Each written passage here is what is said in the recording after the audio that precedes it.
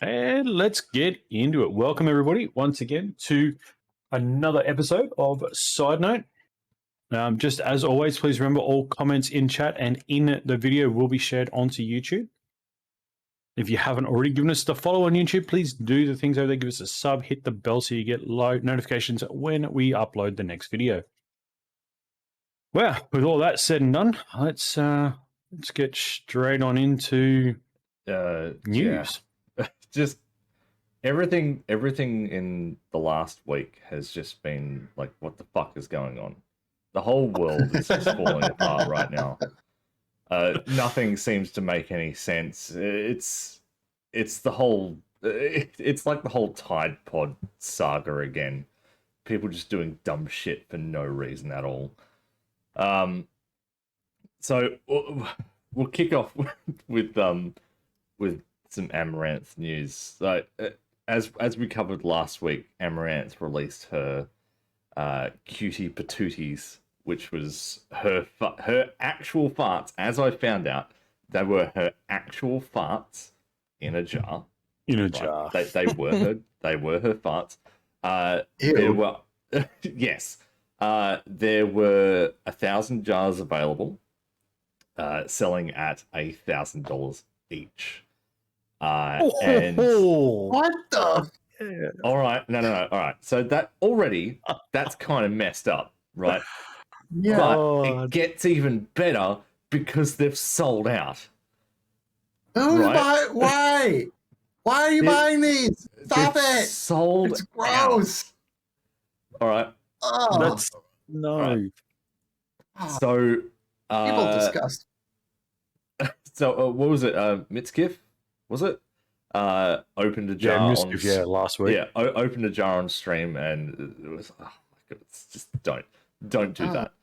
But apparently one dedicated fan bought 500 jars, costing them $500,000, and said, "I've been subbed for 12 months and I can't wait for them to come in."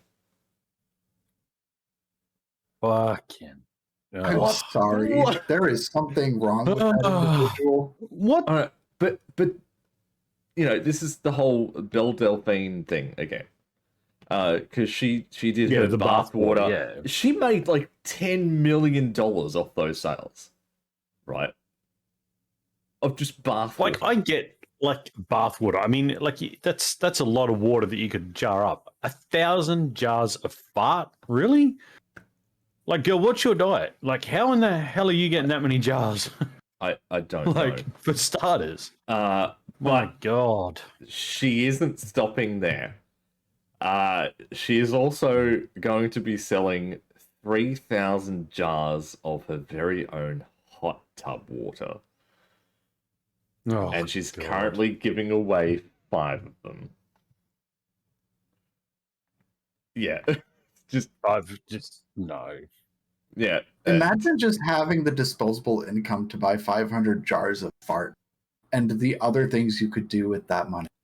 Just to be like, oh, you know what? I'm gonna buy $500,000 worth of fart because why not? Right? Like, yes. I mean, like, shit. Just make your own at that point. I mean, shit. You could save so much more money just by making your own. I'm just visibly disgusted right now. Like, why? Why is this even in content creation? Like, seriously, like, she can't do anything wrong right now. That's a dumb thing. Whatever she does is just gonna make her money. It's stupid. So oh god, yeah. Moving on, please. Please, next topic. Next. I'm done with this. I don't want to talk about farts anymore. All right. So we finally have an update on Dr. Disrespect's lawsuit against Twitch, but unfortunately it's rather disappointing because we don't have any news about it. Dr. Disrespect tweeted out a picture that said, "I have resolved my legal dispute with Twitch. No party admits to any wrongdoing." He comments along with the picture, "Moving on." That's it. That's all we've got. Mm. There is no information at all. That Twitter link will show you that picture, by the way. Yeah. So all this says is that we've come to a mutual agreement. Money's exchanged hands. We're moving on. They probably just under the table was like, here's a bunch of money. We're sorry. Yeah. That this has happened and Yeah. move on. And it was probably a large enough sum of Yeah. money. The doctor's disrespect is like, okay, I'll take a payday and move on. Yeah, we're Yeah, going I'll to give take you the X extra coin. amount. Yeah, we're going to give you X amount. You're going to say this, and we're just going to leave it all behind us. And that's going to be the end of it. Well, you see, that's really funny in saying that, though, because the last, I want to say 3 weeks, he's been making like co-streams for people on Twitch as well. Ooh, So the that's whole interesting. Twitch saying that, you can't stream with him on Twitch anymore has kind of gone to the wayside, because there's been guys streaming with Dr. Disrespect on Twitch. Well, I think it's He probably hasn't part actually of been that, on part Twitch, of but that they have been agreement. streaming with him in his in their channel. So it posed an interesting well, do you reckon future that with what was? could come from that. Do you reckon that was a part of the settlement agreement that they had agreed to? Probably. I reckon there's something definitely there. that was Just because probably he in the can at terms. least Yeah, he can at least co-create with people on the platform. He just it was may not necessarily use the I'll platform. push this aside, but you've got to let me. I think part of that interact with these coming to people again. terms with it is kind of just like, we're just going to go our separate ways and just do what you want to. Just most likely don't come back to our platform. Yeah, don't Yeah. come and use our platform, but you can do whatever with people on the platform. Yeah. Right. Yeah, I think there's definitely something in that. I mean, and I think that's fair. Like, there's no reason to punish other creators for collaborating just because you have an issue with another. Yeah. Like, I wouldn't think that's fair to say if someone was streaming with Dr. Disrespect to then say, oh, you're banned now because I don't like that you're playing with that guy. I don't think that's like a fair policy to have. Yeah. Also, Yeah. I'm wondering too, with what we covered last week with some of the execs leaving, I wonder if if any of those execs that left were the cause of Dr. Disrespect's ban in the first place. Could be. Because it seems very coincidental that we're 60 heading left into, this year alone, and now that's done a 360 on itself. We're heading into heavy conspiracy theory territory now. Yeah. Yeah. Oh, yeah, but it still poses that question, doesn't it? I think it's definitely possible, but I don't think there's enough evidence to say, well, because this is happening, well, it's all because of these people that are leaving. And it's very plausible, but without knowledge, you'll never know of exactly what's happened, which we probably will never know or not know for quite a number of years. This will sort the only people that go know by the wayside. The only people that know are the team on the side of Twitch and the team on the side of Dr. Disrespect, and whoever they individually choose to disclose that information. Yes. All we can do is guess and speculate and say, oh, well, it's over now. And I guarantee they are under a very heavy NDA. Yes. Yeah. You wouldn't want anything to slip from that agreement, that's for sure. No. I mean, that would be very messy. It would probably put them both in hot water if we ever found out. Yes. Actually happened. There would be a lot of conflict for sure. Yeah. All right. So, unfortunately, yikes, I'm sorry, I have to do another disgusting one. Oh, boy. So, by now, we all know who Justin Minks is. If you don't, she hosted a rather erotic hot tub stream over on Twitch that included several strippers. But now it seems she's becoming overly desperate to stay in the limelight again. On March 11, Justin Minks featured on the Name Your Price game, hosted by Austin Show and Will Neff. The show is a mock-up of the American game show The Price is Right, and tasks players with guessing the price of various items, winning cash or prizes if they are correct. However, not long after, Austin introduced the lube that was on the table, saying this lube is the most expensive and this lube is the winner of the segment, ladies and gentlemen. Minx came in and downed one of the 2 bottles of lube, seemingly out of nowhere. The streamer then casually proceeded to walk back off the set. I believe that was a setup that was supposed to happen because the lube that she did chug was edible. Still, don't fucking do that. That's stupid. Still, why would you do that? Yeah, exactly. One of the VTubers on the show asked, "Can we get a confirmation that this is truly like minty freshness, like toothpaste flavor?" Austin then said, "It is minty." What? But picking up the Why? remaining bottle of lube from the table added that this one's not edible for sure. Shortly afterwards, Minx walked back onto the set and said, "I can, anything for you, my love." Minx then proceeded to take the bottle of lube from Austin, unscrew the top, and chug the contents a second time in front of them, making an absolute show of it.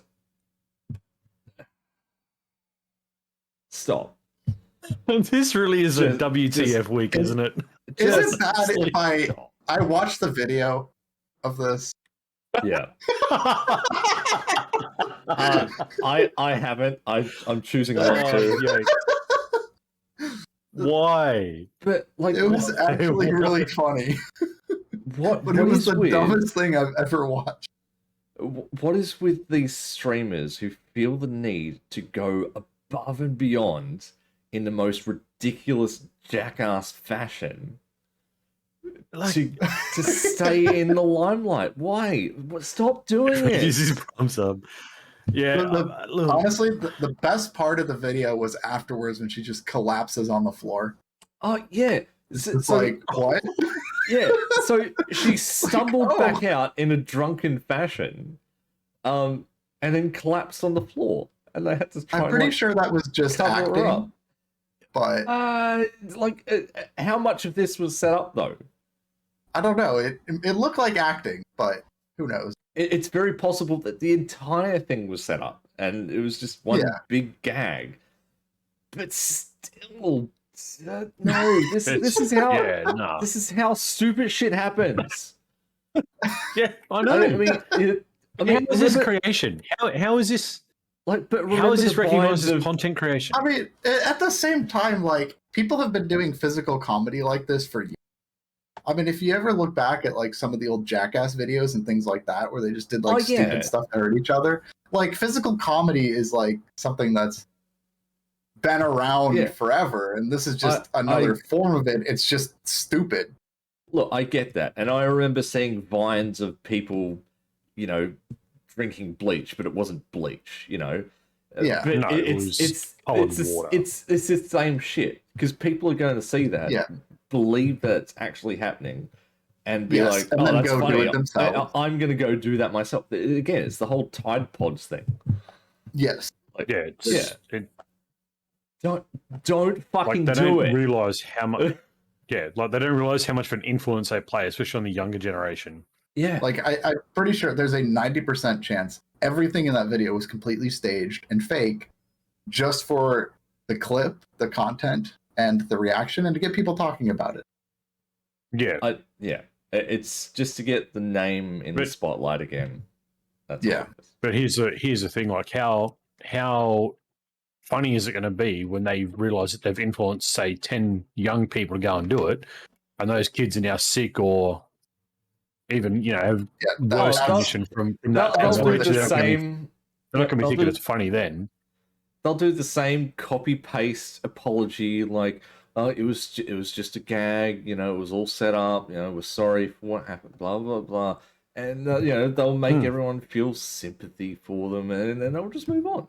It's the same shit Yeah. that happens. Yeah, Every they'll time. go and do something more stupid. We 'cause they don't conducted realise- an internal investigation, and we're okay. Yeah, Yeah, yeah, that's right. Yeah. Internal Yeah, investigation. we didn't means, cross any oh, lines, Yeah, the internal investigation is looking at the argument on a piece of paper, then dropping that paper into the bin, and just going back to your regular daily life.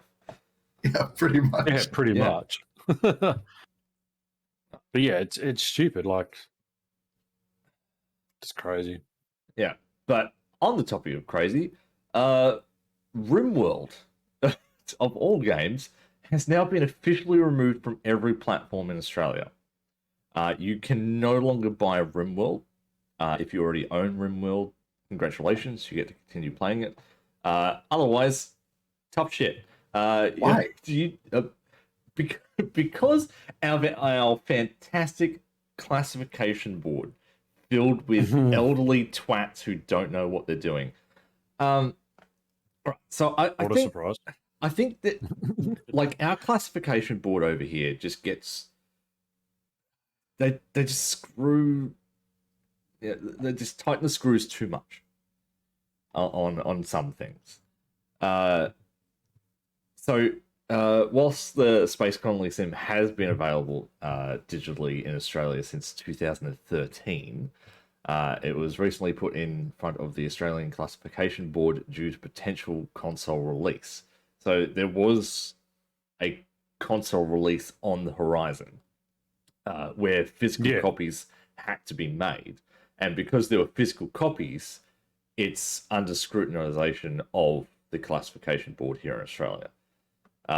So the board gave RimWorld a rating of refused classification, making it illegal to sell in Australia due to the way it deals with, and I quote, matters of sex, drug misuse or addiction, crime, cruelty, violence, or revolting or abhorrent phenomena in such a way that offend against the standards of morality, decency, and propriety generally accepted by reasonable adults. So it's what they're basing it on is very out there. I mean, it's like it's deep shit. I don't know if RimWorld goes that far. I mean, there are other games which hopefully I'll get to later on, which can definitely push the fucking point. Wouldn't GTA over here? GTA, for a classic example. I mean, but like Hotline Miami 2, banned in Australia. It was South Park: The Stick of Truth had censored bits in it. But yet the whole game was pretty much, like it's South Park. Like, do they not understand that it's a game, and as adults that purchase the game at their own discretion? Yes. Whether the content is there or not. If they don't like the content, then just don't buy the game. Why ban people from? Yeah. Like, I mean, game that you're right. Yeah. I was going to say one game that rings true with this theory of the classification was Carmageddon when it first came out. Yes, it was so badly blocked by the Australian classification board. It was ridiculous. Well, I mean, because the way it dealt with the cars and killing people and whatnot, it was just like, oh no, that's not allowed. It's like, fuck off. Like, it's just a game. Like, seriously, if we want to play the damn thing, let's just play the damn thing. The problem is over here is that games are treated very differently to movies, because movies are a movie. You watch it, yet regardless of how gory it is, you just watch it. With games, it's interactive. So if there's interactive element in there that allows you to do some of these things, it's going to be banned. That's it. If it's a cutscene and it's showing some of this stuff, not so bad. It's fine. Like it'll probably pass. But as soon as it becomes interactive, that's when they crack down on it. I mean, only what? That's ridiculous. Weird. 10 years ago, or 13 years ago, 15 years ago. Time's irrelevant now. We got our R classification here in Australia. Like, we didn't have that R classification, that 18 plus classification. We just had MA, and that was the highest it went. So anything that 15 plus, anything that busted that 15 plus bracket, not a chance. It didn't show at all on our shelves over here. But there are plenty of other games that definitely push the point with interactive content that are on sale over here. But I think the digital market is different to the physical media market. So if it's a physical media, it's like it's more heavily scrutinized. But to ban it on all things now, so you can't even buy it digitally. It just seems like a lot of horse shit to me. Yeah, I don't know. So Ludian Studios stated, we did not expect this to affect the Steam version because in previous similar cases, as with Disco Elysium, an RC rating, which was the refused classification, on a console version did not affect the availability of the PC version on Steam. So it's weird. It's like they've just decided to do it just to do it. That's weird. Yeah, I mean that's just the dumb, yeah. Australian classification board for you. That they decide to do whatever they like, Although, and there is no one there to tell them that they're wrong. What is it? Rumored? Oh no, it's DLC. Is it? Yeah, is I'm just looking now. Yeah, it's downloadable content. Yeah. Yeah, no, you can't buy the game. Yeah, so you can buy the DLC in Australia. You can buy the soundtrack, but you can't buy the game. Yeah, no, that makes sense. Yeah, that makes Rimworld absolute name sense. in-game access. Yeah. Could you then, in theory, just use a VPN to access like US markets and just yes, yes, you could, yes. That is probably the only way around it is to use VPN to get those games that are banned over here. And then that poses the next question. Like, surely, like these classification boards can't be that dumb to realize that with the amount of VPNs available now, that it's not going to be banned in the country anyway, because people are going to sidestep it and get it anyway. Yeah, how many videos do you watch on YouTube that have NordVPN just right here's the sponsorship? Yeah, like it's everywhere. Exactly. Yeah, that's right. But plug for NordVPN if you haven't already. Come join us. but realistically, that right, sponsorship. But realistically, they're just doing their job. Like their job is to classify the games, and that is what they're doing. That beyond that, that's not their job anymore. They're not there to restrict access via VPNs and shit like that. They make up the classification, they slap it on, and that's it. Their job's done.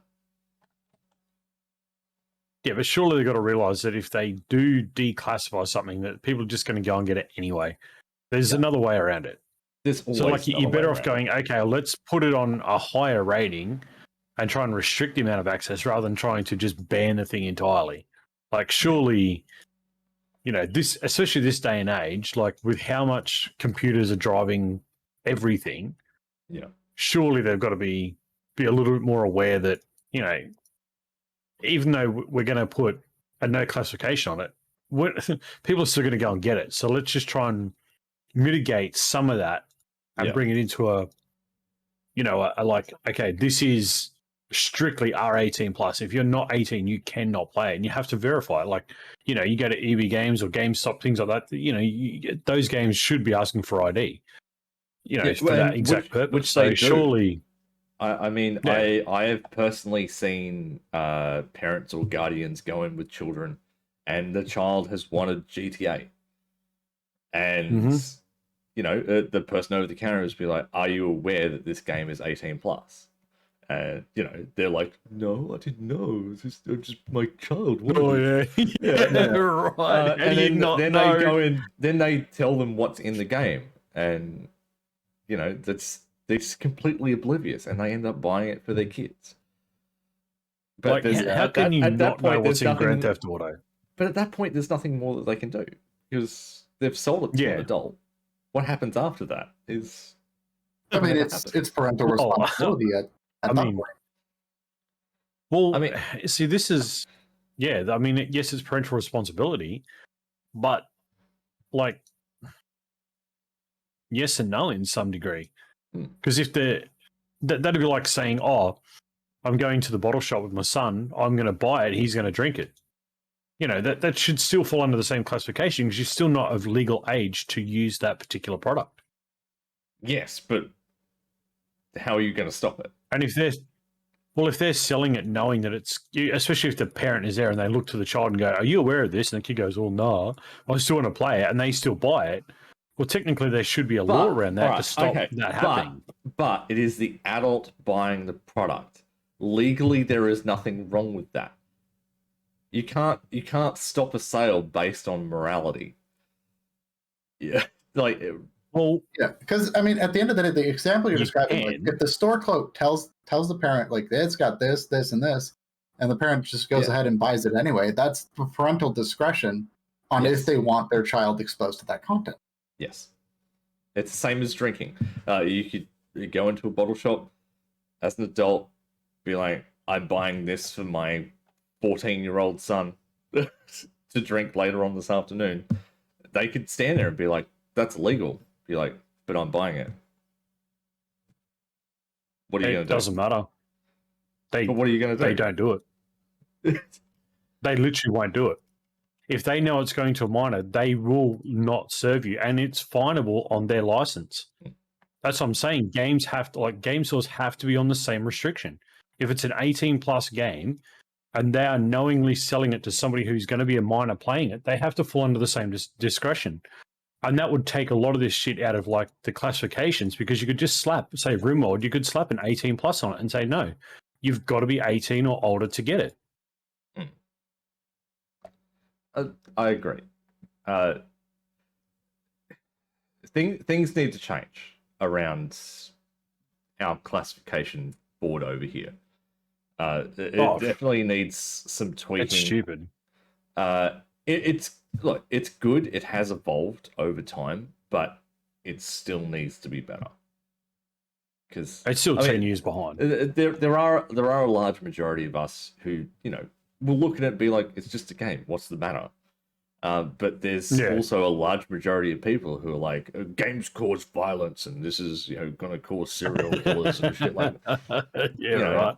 Well, I think a lot of it might just be parents that don't want to take the responsibility for the content, so they want other like governments and things like that to regulate what's available instead of making the decision themselves. But they can just walk in, grab it, give it to Jimmy, and let him play it. All right, but there were stories of parents in America who were buying these, heavily murderous games for their children. Their children would then enact upon those games, go out, stab their friends or whatever, or pull a gun or whatever. And then their parents would be like, "Well, this is the government's problem. They did this. This is gaming. This gaming industry. They caused my son to have this violence." They're like, "But no, you bought the game for them."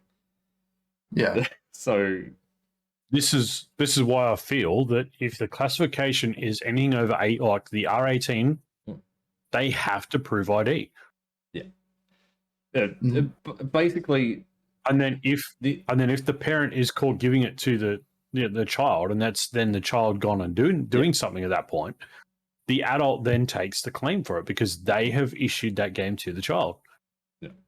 I mean, the end all story. There just has to be a way around it. The end all story out of all this is stop blaming gaming companies for producing this content. It's just content. It's just like a movie that's like Saw, it's gory as shit. We have to stop blaming these gaming companies and start, as parents, taking responsibility blaming ourselves for what our children are saying. Allowing them to play it. Yeah, 100%. Yeah. 100%. Yeah. But on something else, which is just as sad, honestly, Nintendo have announced that in March 2023, the online storefronts for both systems of the 3DS and the Wii U will cease operations. But there are also no plans to make any of those games available afterwards. So 2 3DS and Wii generations U? gone. It's been a good run. Yeah, been a right. good It's been fun, but you're gone. It was. I mean, it's bound to happen. Yeah, you have your Yeah. generations of consoles and whatnot, and those storefronts are going to close down. But to have zero plans, I mean, Nintendo's always done things differently, and to have no plans to have those older games accessible on newer generation devices, Mhm. it's just like, why? I think this is the problem of having separate shops for each console. Like if you just had like one like Nintendo shop and you sold like all the digital games, like this is a Wii game, this is a 3DS, this is a Wii U game. Like these have to be played on the console, but they're Yeah. all hosted on the same store and you can search for them and buy the versions you want. I think Yeah. that would prevent a lot of these issues we're seeing where, they're saying, well, we don't want to sell Wii games anymore, so tough luck. Yeah, so like a generalized Nintendo store where everything is there, but it really only shows what's available for your console, sort of thing. Or it lets you see them all and specifies which console it is, and you just pick and choose the version of the game you want. Yeah. I think the general premise on that though is it's down to a storage. Yeah. So like if you were to make one store and you combined all the Nintendo stuff, you're looking at a massive amount of storage, and plus the consoles themselves. Yeah. You know, how much storage do they have? You know, are they able to download those games? And I think 3DS was probably the benchmark. It was like, okay, yeah, this is where we start, and this is how we're going to evolve from that. I think we will see some of those games come back, but we might see them a little bit more enhanced, I guess, for like the Switch or the OLED Switch. As things come up, I think we'll see some of those games. They won't be as we know it from the 3DS or the Wii U, but they'll still be there in concept. Like some of the Pokemons and stuff like that. Things sort of along those lines will come back, but they'll just be a little bit more newer, I guess. Yeah. Yeah. Because we covered a couple of weeks ago, Nintendo acquired their main production studio, didn't they? They acquired that new studio. Well, they not new, but it's the one they've been working with for the last like 15 or 20 years. Yes, SRD. So I would expect something to come steadily out of that. With the current shutdown of these two platforms, I'd expect to see some of those go through the studio and then come back out into the newer phase. So I wouldn't be too worried at this stage. I'd be more concerned in probably 12 months if we haven't seen anything sort of from that era come out. Yeah. From that end date. So, I mean, 2024 would be interesting to see what Nintendo is doing. Yeah, we'll have to see. But those storefronts are not the only things on the chopping block. It seems as though Doug Bowser, president of Nintendo of America, has put the Wii on the chopping block, stating, due to changing standards in the gaming industry and better hardware being available, we think that it's best if every single Wii that is still in perfect working order just bursts into flames one day next year, just melting and shooting parts all across the room. Once we get this new Switch Sports game out, we really don't want anyone enjoying a past version of it. I'm sure you understand. Typical Nintendo fashion, really. I look, I have a Nintendo Wii. I'm going to continue playing Wii Sports and Wii Sports Resort. There is nothing they can do to stop me, unless they somehow manage to stop me. In that case, I'm going to be incredibly upset. I don't have the money for a Switch at the moment. I can see knocking on your door. Like, are you playing Wii Sports? Yeah, right. And then smash your console. I mean, I can see what they're trying to get to. But on the same note, they've got to understand that it's still a business. It's still a marketing ploy that they can use to up their sales. So I don't. I mean, trying to cut your nose off. Technically, they could brick the consoles if they really wanted to. If it was internet connected. Any console that is connected to the internet. And if for some games they actually do require an update, and those updates are available online. So and you can't play that game without getting that update. So you sort of need to be connected to the internet a little bit. But I mean, they could do it. They could brick a console, and is what are people to do? Really? Well, I mean, that's play the their thing. Wii consoles offline permanently. That's You know, pretty well what you're going to have to do. Yeah. What about all the homebrewed Wii consoles that are out there? You know, what then? You know, people have made a living off playing the Wii and all the games on it. So, Yeah, it does make a lot of sense. It And seems silly. I can't see them doing it yet because the Wii was a fixed console, where the Switch is more of a mobile console. So they have a little bit more, I guess, flexibility with the Wii over the Switch to some degree. Like, if that makes sense, like there's a bit more room to move on it. Right. Yeah. I don't know.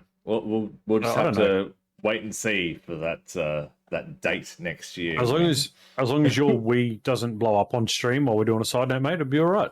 Look, I'll probably be streaming one day, and my Wii will just literally explode behind my desk. It just shrapnel everywhere. I'll do an experiment. I got my PS2 right here. I'll replace it with a Wii, and we'll just leave it there and see if it just explodes on camera behind me. Yeah, I wouldn't leave yours like there behind you, mate. Not with all the stuff you got on that wall. Yeah.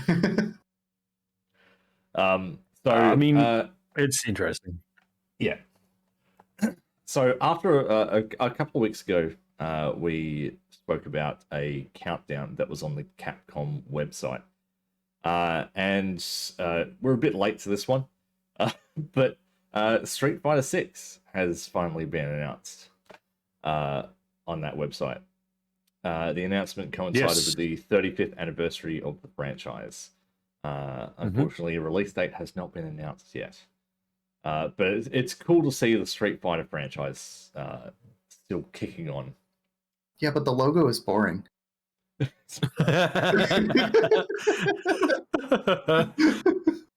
I mean, I'd be interested to see how it goes. I remember playing like the original Street Fighters, but as long as they've maintained the heart of that game and they bring it through, I think it'll be a success for them. Yeah. No, I mean, it's always been a winner. Yeah. Always been a winner. Exactly like Tekken. Really. Tekken's been up there. But on Tekken, this again is old news. Unfortunately, we have been sitting on news for a few weeks now. A professional Tekken player has been fired from the Japanese esports team Cyclops Athlete Gaming after comments made about men's height on her Twitch stream. She stated, "Men who are under 170 centimeters don't have human rights." Well, so 170 centimeters is roughly about 5'7". She also apparently added that men under that height should look into getting bone lengthening surgery. Okay. Yeah.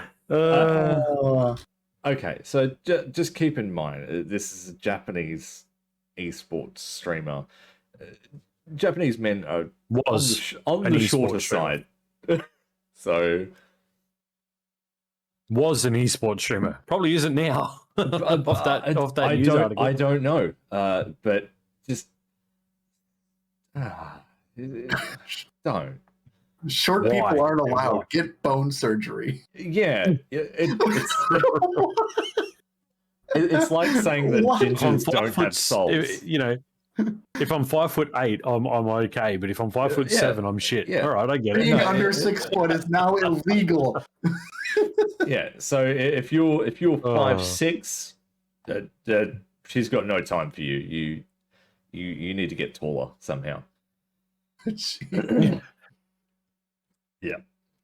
Anyway, so just ahead of the March 15 release of GTA 5 next gen, we can't call it expanded and enhanced because Rockstar don't call it expanded and enhanced anymore. We finally have some information. Not great information, but some.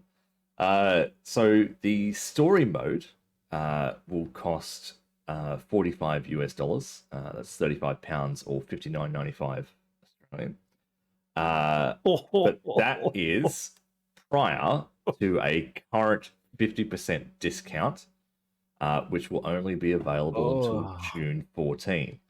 So I believe over here we get it for what was it, 29, 95, 30 bucks, like yeah. 30 bucks thereabouts. America, you're looking at 30 bucks. No, I can't math. They're about 25 bucks thereabouts once you add tax onto that. That's just for the story mode. I believe the online was... Oh, yeah, I know. GTA Online, because they're being separated now, so there will be story mode and GTA Online. GTA Online will be half of those prices, and that also has a 50% discount until June 14th. So hang on. After June 14, you're going to have to pay another $100 for the game to play both sides of it. Okay, This game is 10 years old. Why are you still charging full price So for it? the 45 US, the 35 pounds or the $60 Australian, that is the full price. Right. For story. For story, half that price, And then that's what the GTA Online costs. So that's going to be another 30 for us. That's $90 to play the game on, like, in its If you entirety. wish to play both of them, yes. Fucking hell. So why don't you just fix one game at $100 and be done with it? Like, stop fucking around. US, Christ. you're still paying $60, $70 if you wish to have story mode You're paying and the online. price of a brand new game. Exactly. A game that's been 10 years But old. they've made it enticing. They've given a 50% discount on both of them until June 14. That should just be what the full price is. I It's understand. 10 years old. I understand. 9 years old. Actually. Oh, no. 9 years. Close enough. So, Christ. all right. It's like Skyrim all over again. All right. Here, get it on the 360. Here, get it on the One. Here, get it on the One X. Here, get it on And the Series. we'll charge you $70 each time. Yeah, right? Here is my advice for anyone who's going to buy them. Don't. Now, whilst they're cheap. Because that's how much More you should letters. be paying for it. After June 14, don't do it. Don't give them any more fucking money. Right? They don't need it. No. I would just don't do it at all. But they haven't given us anything for this new version. It's just compatible. It's got it's higher 4K resolution, 60 and 4K 30. more frames. Yeah. It's You've got updated the resolution. some ray tracing. That's it. That's right. They've got, Stupid. they've got longer draw distances. It was a step up from the 360 version to the Xbox One version. That whatever they did there, that's what they're doing again. And that's pretty much that's right. They're doing nothing. Like, I could see paying for it if there was actually new content. Yeah. Like, all As I you're said, doing they're is not just- adding anything. You're spit shining the game that's been released for 9 years. Like, that's all you're doing. You're trying to polish a turd and expecting it not to be a turd. It's still just it's theirs. Like, we've played it. Yes. Rockstar, we've played it. We don't need to play it again looking pretty. I have completed the game twice and give us a pretty game. And I've bought it 3 times, regrettably. But anyway, I bought it one time. It didn't work right, so I returned it and then waited for it to go on sale and then bought it back. Yeah, and that's the only time I've ever paid for GTA 5. Yeah, so just buy it on PC. Yeah, that's the best. Pretty well. You get a better experience, and at least PC, you know that one's not change. Yeah. And plus, if you get it on PC, you can get into the role playing lobbies. Yeah. But we also have actually make a better game. We also have download sizes for both PS5 and Xbox. It's like 94 gig or something, isn't it? The PS5, sorry, is 87 gig, whilst the Xbox is sitting around about 94 gig. So what's a 7 gig less on the PlayStation then? What are they missing out on? No. More microtransactions. That's just their compression. the shark cards. Yeah. So that's just the PS5's aggressive compression. That's all that is. They're both basically the same. It's just, PlayStation has better compression method than Xbox, but Xbox works better. It's complicated. Yeah, go figure. But yeah. Anyway, so good luck finding room for that if you happen to buy it, which you shouldn't.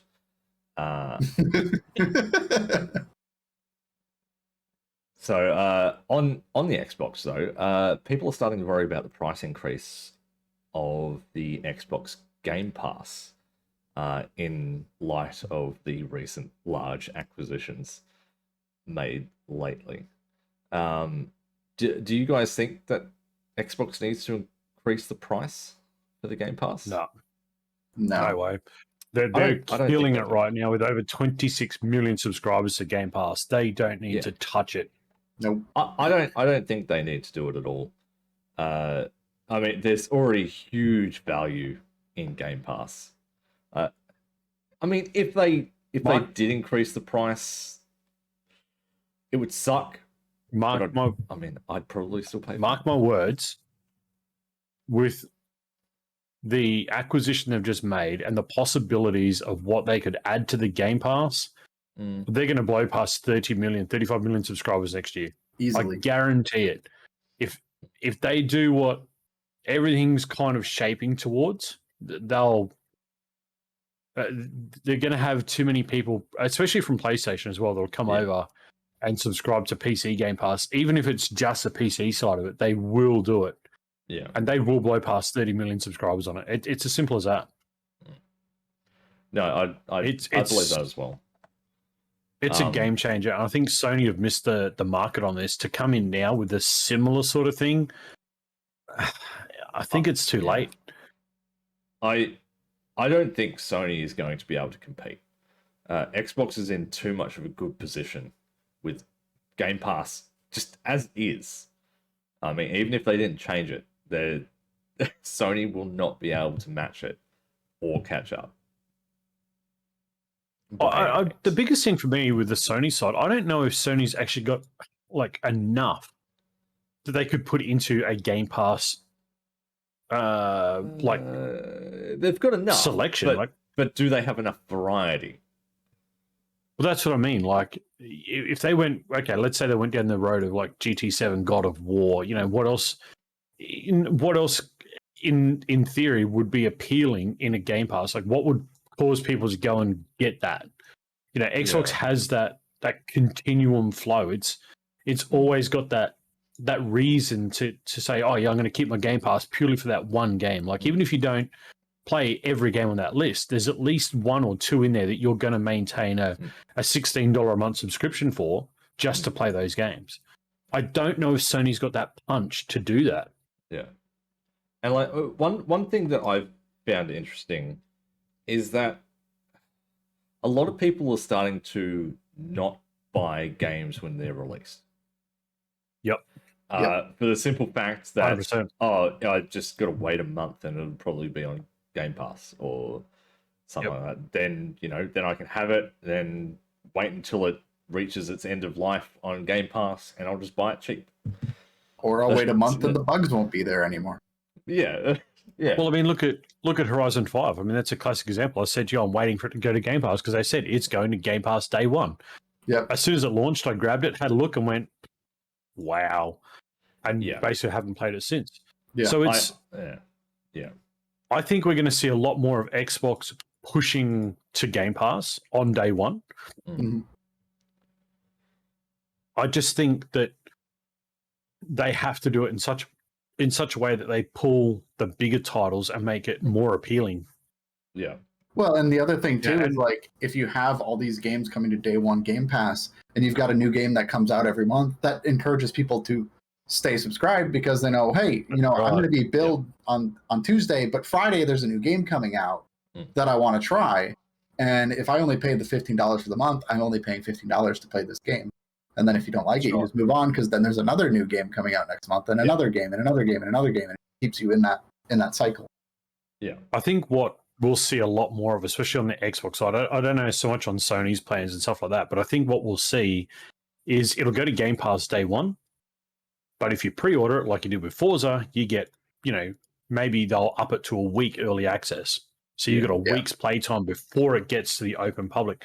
I think that's probably the best way to capitalize on both the game sales and the Game Pass.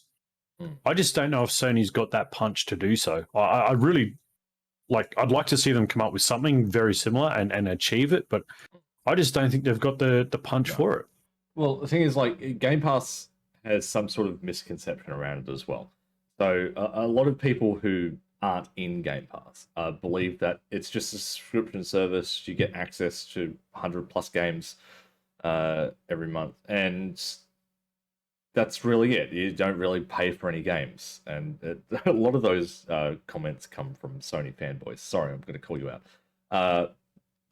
But a lot of people who have Game Pass genuinely do buy the game via Game Pass. Well, yeah, I mean, So these developers are still getting if the it's a money game that you like, they're after. Mhm. So if it's a game you like, you're going to go and buy it. So even if your Game Pass lapses, you can still play the game. yeah, so I think that's the other misconception. People go, "Oh, yeah, but you're not, you're not supporting the game." Well, yeah, I am in some way. Yeah, you are. Because if I don't have my subscription, I can't play the damn thing. And it's funny that you say that because I was just thinking, like all these people that are saying that, I bet you every single one of them's got a Netflix or Disney Plus or other subscriptions. They're not going straight to the manufacturer to get the disc. They're not buying those shows. They're going to the subscription. Yeah. Like I can't remember you try it the if you last like time it, I you buy bought. it.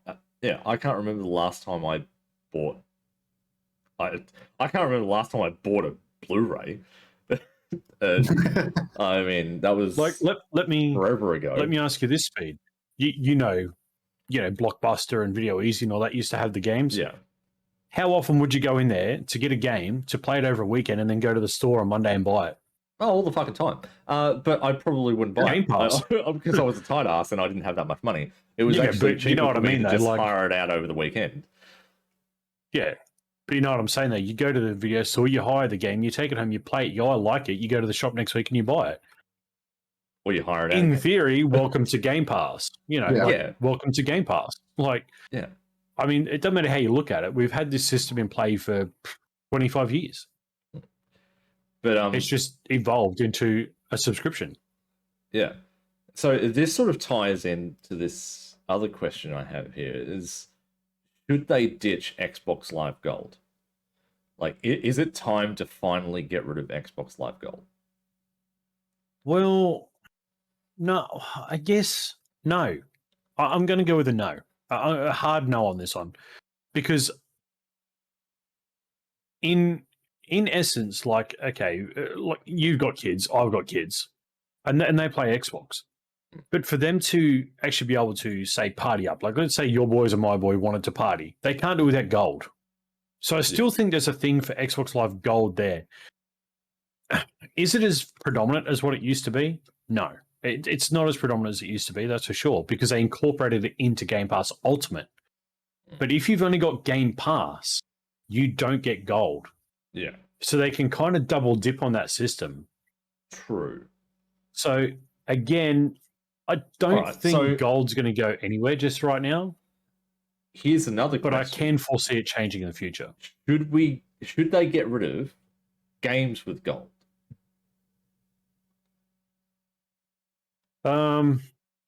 No, because for the people who get the gold subscription, they still get something of value.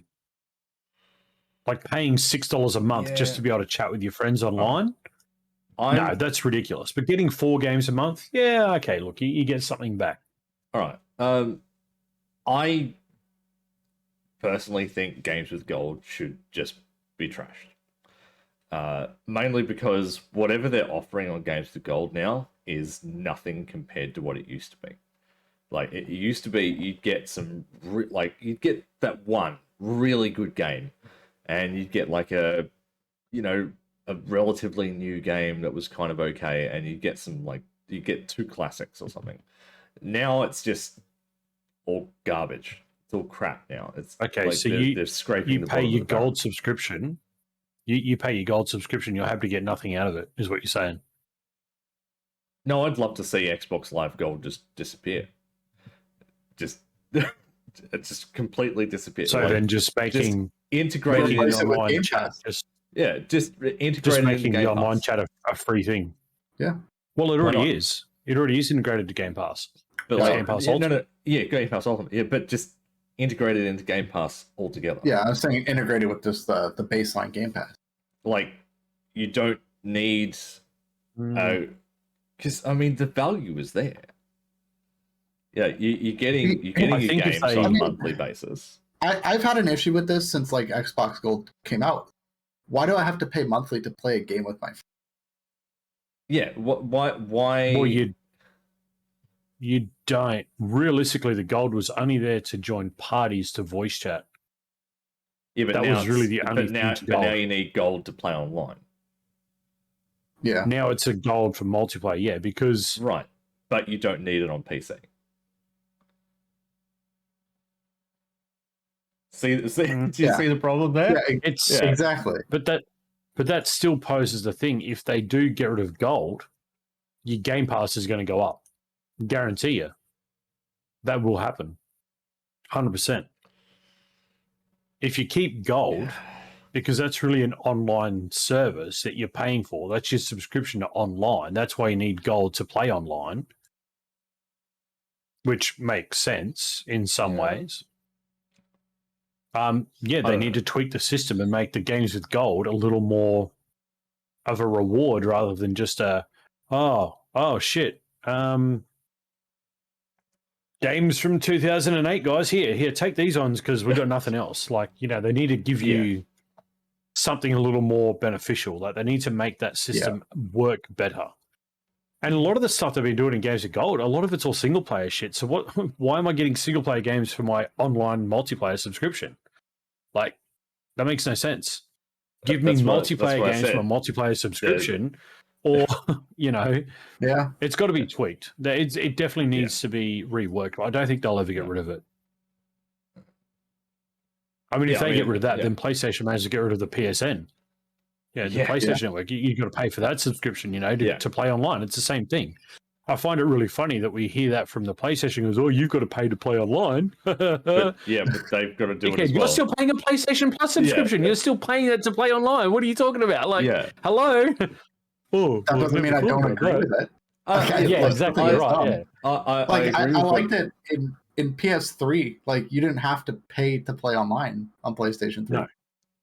I think that's where that argument stemmed from. Because on Xbox you did, but PS3 you didn't. But then moving on from that, you had to on PS4. And that's where I'm coming from. Like, I didn't have a 360, so like I had the PS3. So when the PS4 came out and they're like, "Oh, now you gotta pay online," I'm like, "Oh, this is so stupid."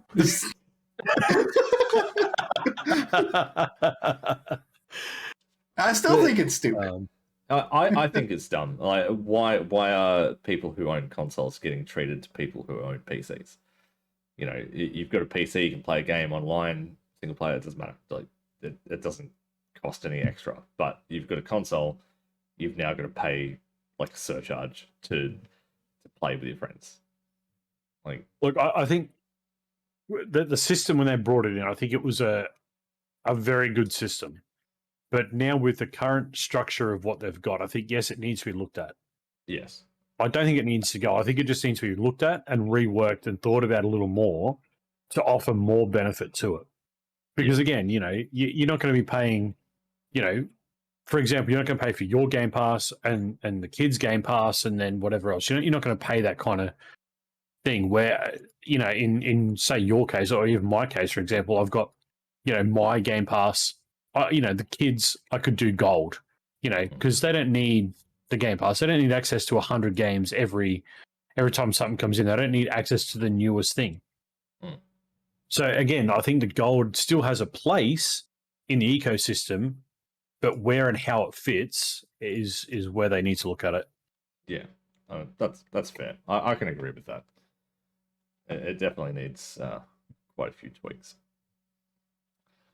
But moving on, the new PSVR 2 headset has been revealed, and you'd be happy to know it doesn't come with colored balls and sticks. Does it come with a metal logo? No, but the design does draw some similarities to the Oculus Quest 2, but with the PlayStation look to it. It doesn't currently have a release date, but I do have a link to. Did you say PlayStation look? Which PlayStation look? The PS1, the PS2, the PS3, the PS5 with big PS5. The PS5. So it's got that sleek white look to it. That is the link to the article in question. Feel free to have a look at that. It's a step in the right direction for VR and consoles. It's nice to see it without the sticks with colored balls on the end of it. But, in other, Hanks is salivating. Hang on, he's salivating over this headset. PlayStation, my love, come to me. I would love to see a VR headset come to Xbox. I would love to see that, but unfortunately, Microsoft have no plans. I think for I think Microsoft's more focused on VR towards a PC. I think to put the power into a console, it doesn't make much sense when you can just pretty much clip it into any new motherboard and be like, hey, look at this, VR. I think Microsoft's more looking towards that direction for their VR because it offers more like connectivity, more stability, more features, rather than trying to jam all that into a console. Yeah. I don't know. I'd still like to see it on console one day. I think they have the power to do it. They just don't want to. Well, I mean, they did stop the production of the headset, didn't they? The HoloLens, yes. The HoloLens, but that was like augmented reality. It was sort of a mix. It was weird. The HoloLens is still around for Septus, but only for the military. It's no longer available to the available now. No, not anymore. So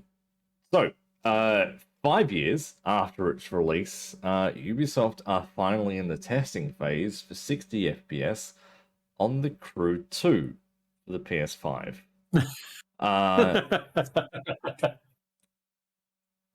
Yeah, I read this. This is interesting. What? How long has the PS5 been out for now? It's like over a year now. 3 years? 2 years? 2020 it launched, didn't it? Was it? Swear it was. All right, so let's swear it was. So it was late 2020. It's like a year and a half. Yeah, all right. So yeah, we're looking at November about a year. 2020. Yeah, so about a year and a half. And they're only just getting into the testing phase of ramping up a frame rate for the Crew 2. This is why no one wants to buy you, Ubisoft, because of this nonsense that you've created. Why? My question is, why are they going back to the Crew 2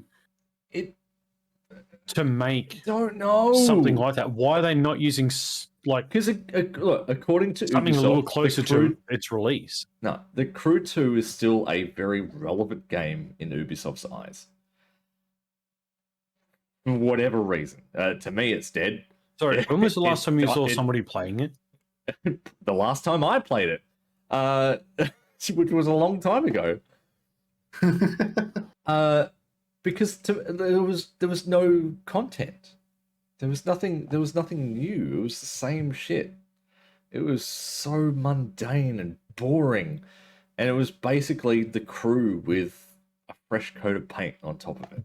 And they removed some of the... Can I just say, there's only 42 viewers on the Crew 2 on Twitch. Like, it's not a relevant game, Ubisoft. Wake up to yourself. Yeah. Anyway, Like, seriously, why? but Why? speaking of publishers doing interesting things, it seems as though WWE 2K22 will be the last main wrestling title from 2K Games due to a split within the development teams. It's rumored. Rumors have been circulating since prior to 2016 that EA would be taking up the reins of the franchise. Which, Oh, no. I mean, it'd fall right in that No. EA Sports category. And you know what that means? Microtransactions. So many microtransactions. Oh, no. And I wouldn't be surprised if they made it pay I to mean, win. I mean, we've got somebody on Glimesh who plays at Watch TV. He does that, and he was very vocal around the last WWE being really like crap, and that this one needed to be really good.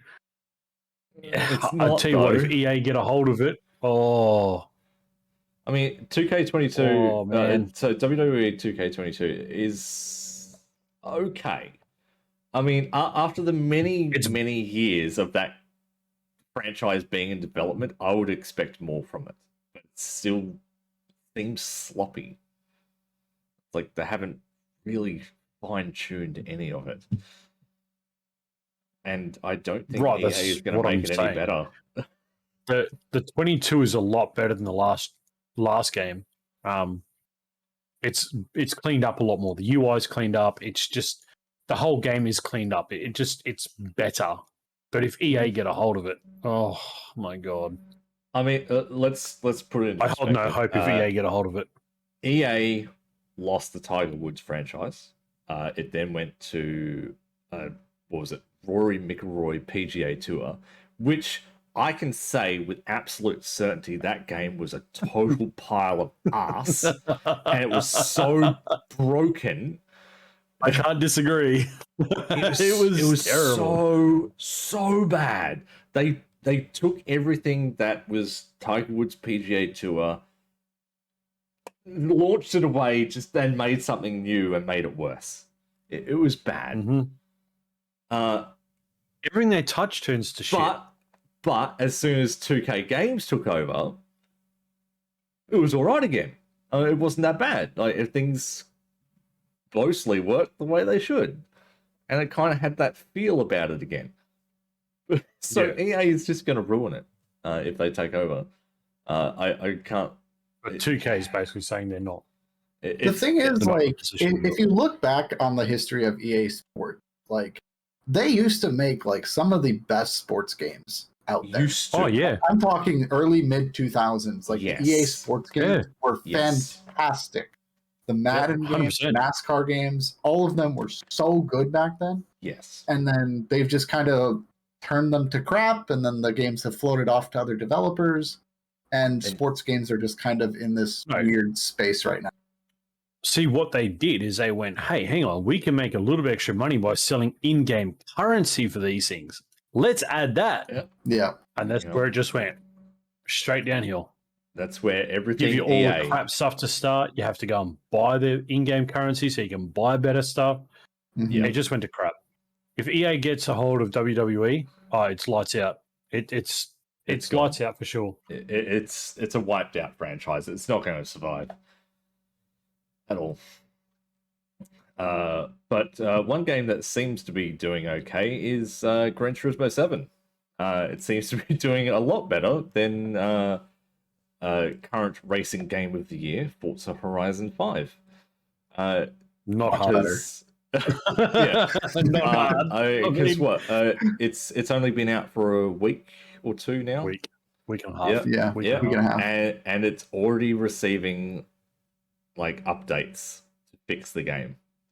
Yes, there was just a big update that came out earlier this week. That it was basically 3 or 4 days after launch, and everybody had been compiling all these issues of different races and events that would bug out that would basically stop progress in the game. Mm-hmm. And all of those like game-breaking bugs have just been fixed. So, So can you can stream play from the game. PS4 now? I While don't know. playing I Gran don't- Turismo 7? I don't I believe so. haven't I didn't see that in the patch notes. Yeah, that wasn't there. They were just talking about most of like the in-game things that were like, Yeah. Preventing you from like completing this mission if you have this car and if you've done that, those sorts of things. Things that remember we were talking about that list of problems on Forza that was Yeah. like 3 miles long. Like basically a lot of the stuff that they had a list of known issues that they had. Basically, when you open the game, there's like a list of known issues that was available right from the main menu on launch day, and everything on that list that they had publicly said known issues were all fixed in that first patch. Now, Forza, if you're listening to that, that'd be fantastic for you to put into your game of the known issues. They don't have enough data storage for that list. I was going to say, there's not enough storage to list it all. But the problems still continue with Forza Horizon 5. Like every week, the weekly challenges are broken. The accolades are broken. Anything that comes out with every season is broken and does not work as intended, and it's every week. How can they not fix this? Like people have not been able to 2 days ago. Yeah, people have not been able to complete these challenges for weeks because they can't. It's physically impossible for them to do so. It's too far gone for them to fix this now. It's too far gone. I mean, like the top, there's a new one now that it wasn't there the other day when I was looking, but there's a new one in the audio section. Rebooting the console with headphones plugged into the controller and then booting the game results in only the radio audio being heard. Like, what the fuck? Like, how? Look, how can your game register audio? Come on, Forza. I would love to get back into Forza Horizon 5. I would love to do it on a weekly basis as I was doing, but it's too fucking broken for me to enjoy it. Yeah. I miss playing it. I want to play it, but I can't play it. I can't do what I want to do because it doesn't fucking work. You're better off going back to Horizon 4 and playing it. It's more enjoyable. Yeah, I threw the patch notes in there so you can kind of look at those and see like all the different things in there that were, game breaking, things like affecting trophies from triggering actively. No offense though. That list is 1/3 the page of what Forza is. Yeah. Like that's legitimate. Like the Forza thing is huge. Yeah. But like, you got to scroll for like 3 days to get to the bottom. But the thing is, everything on that list that they fixed was stuff that was reported at launch and then fixed. Yeah. So less things to fix, and then you fix them all. So in like another one of the things, like in tuning, right? This is probably the key part of tuning a car in Forza. Brake balance on some cars is reversed when adjusting front and rear. What? How do you fuck that up? That's a simple thing. Front is where the white lights are. Rear is where the red lights are. Like, come on. They don't know. It's just they don't know their front from the back. But moving on from that. We were speaking about Overwatch earlier on. So Overwatch 2 PvP beta sign up is now available. If you're keen on the playing the beta, which releases late April, be sure to head over. Already signed up and sign up to the beta. Also, there was other Blizzard news. Blizzard news. Yes. So the Warcraft team put out a big post last week, basically giving us a roadmap of upcoming Warcraft announcements, something they have not done in a very, very long time, which I was surprised. I was going to say, they haven't done that for ages. Yeah, they haven't done that. So basically, coming up on March 15th, which is in 2 days, they will be revealing the new Hearthstone expansion, which, like I said, they've never been like, this is when we're going to announce an expansion. It's usually just, surprise, expansion announcement. So March 15th, Hearthstone expansion will be coming out. And then following that, April 19th, we'll have the new expansion reveal for World of Warcraft. And then it just says May. Sometime in May, they're going to reveal the new Warcraft mobile game. So we actually have dates of upcoming announcements for products from the Warcraft team, which is new. It's exciting, and I can't wait to find out what those announcements are going to be. Very cool. Just grab that link and drop that into chat. If you guys are Warcraft and all Blizzard fans, check that out. That's the announcement there that Yakes just gave us there. So, coming off the back of that, do you think we'll be starting to see a little bit more of this from Blizzard? Because it seems to be more of like the Microsoft way of I don't think this is necessarily the Microsoft way of things. I think this is Mike Ybarra's way of doing things. Because most of this trend of like announcements and like player feedback and things like that, that started shortly after Mike Ybarra was designated as the head of Blizzard at the time. So I think like everyone's like saying like, oh, it's because Microsoft owns it now, but I don't necessarily think that's the case. I think this is just having someone new at the helm of Blizzard and like understanding the importance of listening to the players and giving updates to the players so they know what's coming and what to expect. This is just something that we've seen more of in the WoW community lately, and I hope it keeps up. Be good to say. So just continuing on with that Activision Blizzard thing, I don't know, Speed, have you got anything more you want to add? I do. It seems it seems as though Activision is it about the acquisition? Yes. They're in super hot water right now. This time due to alleged insider trading. Barry Diller, Alexander von Furstenberg, and David Geffen invested around $108 million in Activision Blizzard just days before Microsoft acquired the company and shares went up in value. Their investment has climbed to $168 million and could be worth upwards of $200 million if they keep their shares until the Microsoft deal closes later this year. There's a link for that in there. Yep. That's an interesting read. Yakes and I went over this. Yep. And the guys who invested say there was no inside trading. It was all just a lucky draw. No way. However, they are good friends with Bobby Kotick. Now, make up what you wish, take out of it what you will. But there's definitely hats on. Something. There's definitely something. Something fishy it's about that. It's definitely worth investigating. I mean, even the company that they invested through reported that to the police as soon as it happened.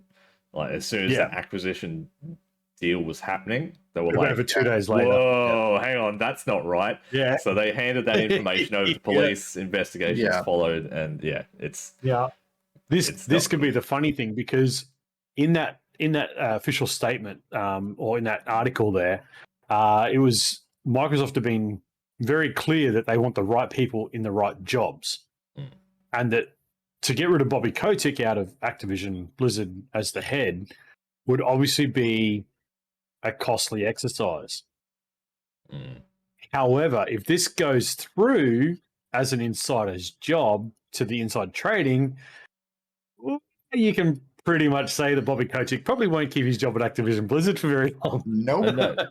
Because I don't think Phil Spencer will be very happy with that at all. I mean, but Kotick is leaving at some stage. He is definitely leaving. The sooner the better.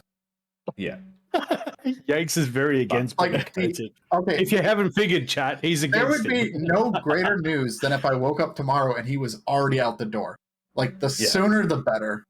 There is I agree. No reason to keep him around. The only way that would get better is if there was a rocket that was supposed to go to space that just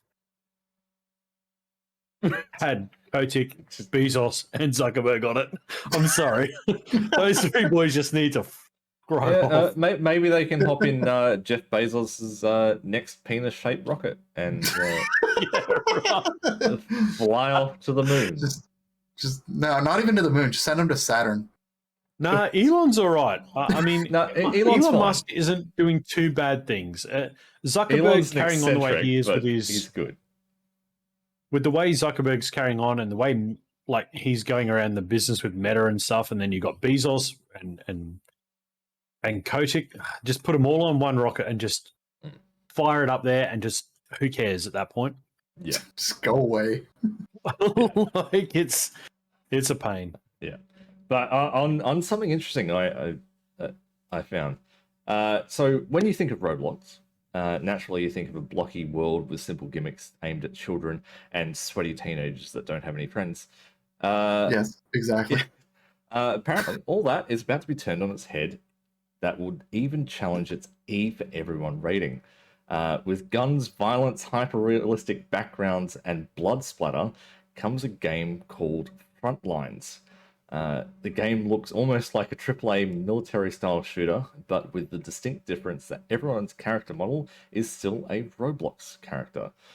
It sounds like a rip-off of BattleBit. It is. It sounds dead set like a BattleBit rip-off, that one. It sounds like Battlefield 2042. Right. So that's the link. That's the link to their Twitter where they showed a trailer, and the trailer is just gobsmacked. It doesn't look like Roblox in any sense of the word. But it is. Apparently, it is. Oh, that was a public beta.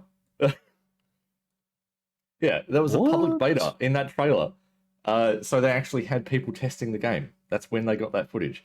It kind of looks like a cross between Call of Duty and Battlefield, doesn't it? I know. It's Roblox. It's almost realistic guns, but blocky people. Yes, it's just absolutely gobsmacking how good it looks in a Roblox game. I mean, it's like they just took like Battlefield and just replaced the character models and said, "Here you go." Yeah, I mean, much. it's kind of got that BattleBit feel to it with the Robloxy stuff, but I mean, BattleBit's a little more blocky in the buildings and stuff like that. But that's really bizarre. Yeah, no, it's wild. That's a weird twist. I still don't believe it. It looks too good to be true for it to be on Roblox. But I mean, if it's on Roblox, I mean, how big's the game? It can't be that. Well, that's what you'd think, wouldn't you? But I think it it's can't like be that big, can it? Any of those game modes in Roblox are streamed. It's streamed to whatever device you're on. It doesn't store that locally. It's all cloud based. Yeah. So it streams the world to your device. And you just interact with it. Yeah. That's weird. I mean, it's Yeah. cool, Interesting. but it's almost like, but it's Roblox. It's definitely going to question its E rating. That's nothing. For sure. I mean, I think this though, like, imagine though, like, if you're able to like basically take Call of Duty and move it to Roblox, like, imagine what other types of content and worlds people could create that could then just be like a Roblox world. Like, what other games you could just bring to Roblox then? Yeah. Well, nothing. But you have to build it from the ground up. Really smooth. Yeah, it's like stupidly good. That's insane. Yeah, I'll definitely have to look at that. But on another shooter in my life, on another game that's insane. A few weeks ago, we covered Martha is Dead. The game had content removed on the PlayStation side, and we didn't really know why, because it was available on PC and Xbox. Full-blown game, nothing cut out, but on PlayStation it had chunks removed and whatnot. But we now know the reasons as to why, as to what was removed. Just a caution reminder: if you are squeamish and you don't wish to hear this, please block your ears. Hit the mute button. Yeah, come back in a minute. So PlayStation version removes the interactivity from a scene where the player slices and peels off a corpse's face, and another where they cut a corpse's womb with scissors. I mean, this is some really gruesome shit, right? No wonder it was blocked. No, but it wasn't blocked on Xbox, right? Oh. More detailed content warnings are also shown at the start of the game, and references to masturbation have been removed too. These changes are only present on the PlayStation versions, although there's a censorship option across all platforms to remove some self-harm scenes which occurred towards the end of the game. So, I mean, it's a psychological thriller, just so everyone knows. But that is that's some hardcore shit. That's I definitely feel like that crosses a line That I mean, of disturbing. It fully disturbing, yes, 100%. But it's what they wanted to make, and they've made it. I would love to play that game, just so I could fill my pants with crap, basically. But unfortunately, it'd be one of those games where I wouldn't be able to stream that. I wouldn't be able to stream that game because it's too far beyond the fence of acceptability. Yeah, you wouldn't. Yeah. I mean, we're just Martha is dead, right? Yeah, I believe it's got an R. It would have to have an R rating. There is no way it wouldn't. So that's available for sale in Australia. Yeah. Okay, so Yes. But I think those scenes are cut scenes. See, that's what I was talking about earlier. If they're cut scenes, it's fine. cut scenes because they're not interactive. You just said it was Because an it's not interactive scene. Interactive scene where the place slices and peels off a corpse's face. Okay, so That's been removed. only from the PlayStation version. Yeah.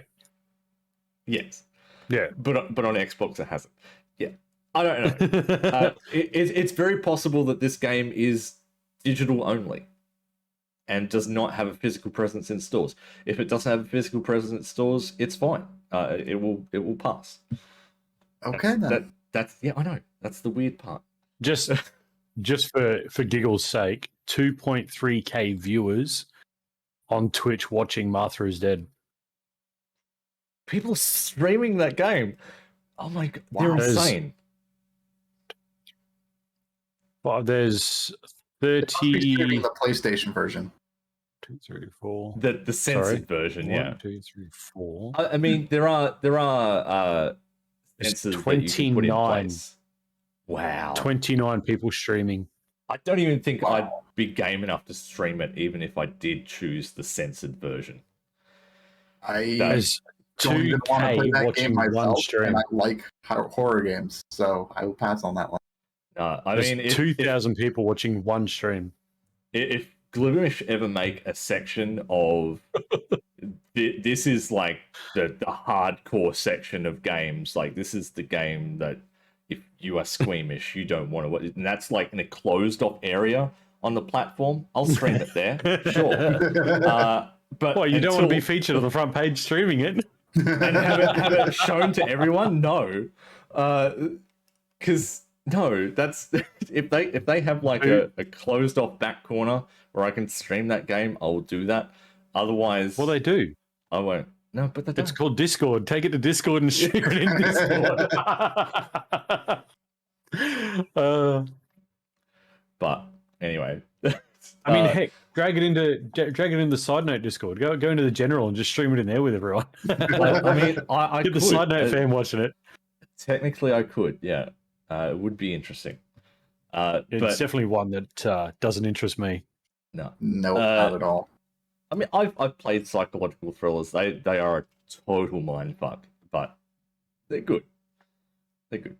But anyway, to wrap everything off, a survey of 1,000 gamers across the US performed by Time to Play has concluded that PlayStation gamers and Gen Z are the two most likely groups to cheat whilst playing video games. Notably, PC players were perceived as cheating in games the most, despite PlayStation gamers confessing to cheating more often. There was no significant difference between men and women that were found cheating in games acceptable, with 78% of men being fine with the practice compared to 75% of women. Meanwhile, 83% of Gen Z respondents were fine with cheating, while 77% of millennials found it acceptable. Both Gen X and baby boomers clocked in at 74% agreement. The top reason for cheating was that it helps overcome frustration, with increases enjoyment being a close second. With 49% of respondents and 48% of respondents respectively. Additionally, 81% of respondents stated that it was more acceptable to cheat while playing alone. Remember when you couldn't Well, do I guess that? I mean, if you're single playering, yeah, look, okay, fine, Yeah. as long as you're not interrupting somebody else's gameplay. When you take it to online, yeah, no, there's Yeah, no no, space for that. that's a different line. Like, remember Yeah. remember the time when you couldn't cheat and games were just genuinely hard and you just suffered? I miss Remember those when games days. had Let me hidden think back. cheat codes that you could just input? No, I can't think back that far, Really? dude. Oh no! I direct your attention to the Lion King that came out on the Super Nintendo. That bitch was fucking hard. That did not have any save system. It didn't have like a decent checkpoint system. You relied on lives. As soon as you ran out of lives, you had to start the game from the beginning. And it was that. Well, that's was hardcore mode this day. No, well, yeah, but that was the game. That's how it was built. The Lion King was the start of all the Souls series, all the Souls games. Die, you start again. You die, you start again. Yeah. You die, you start again. For me, when it comes to cheating, there's two lines. The first line is obviously online. Like, you don't cheat online. The second is cheats that are built into a game that you either unlock or there's like cheat codes that you have to put in. If you have to actually modify the game files to cheat, then that's another line that I think you're crossing. I think cheats are okay. They're fun in a single player experience, only if they're built into the game natively. Yeah, natively in the game is fine. But again, as long as it's in single player. I know we used to mess around on GoldenEye. Like, we used to put in the big head mode and the paintball mode and stuff like that because it was funny. But, that was all within the game. It's there and it's a function, then it's not technically a cheat. Yeah. It's just like using the money cheat in The Sims. Yeah. Yeah. It's not harming anybody. Yeah.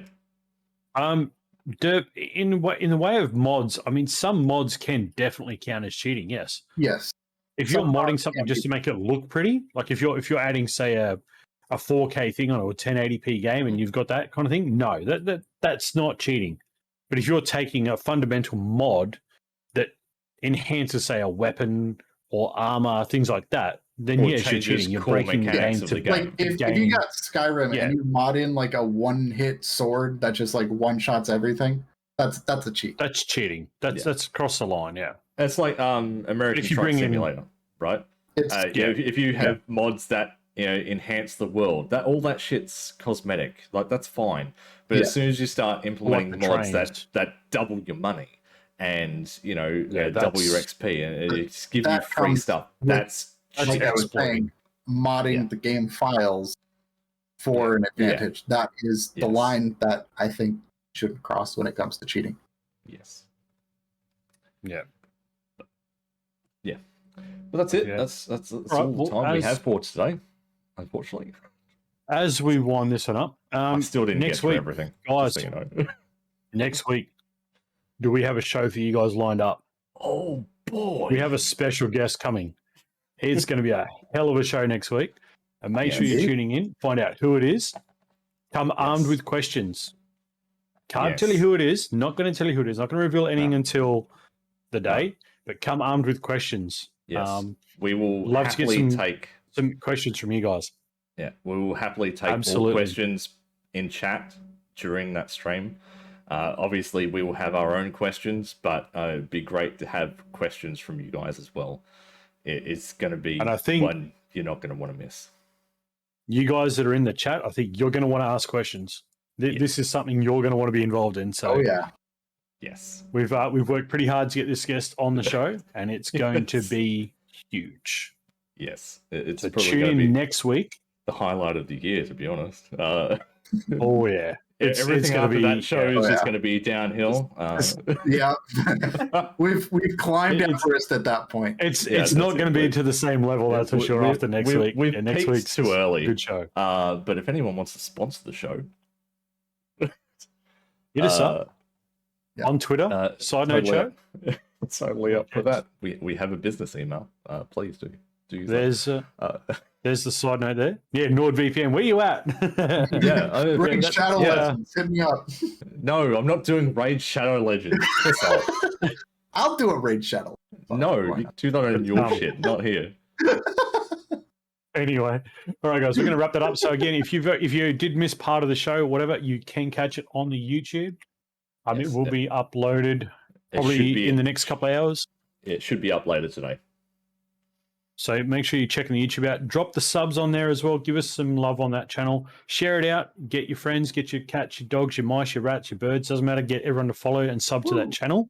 Help us grow that so we can get our side note name instead of the UCU_KJX, whatever that is. That would be nice. So help us get to the 100 subs on there. We'd really appreciate it. And as always, guys, thank you so much for being here on the Glimesh channel. YouTube, thank you for tuning on in and having a look. We will see you guys next week with a big show. Bye, Bye. everyone. Bye, everyone. Bye.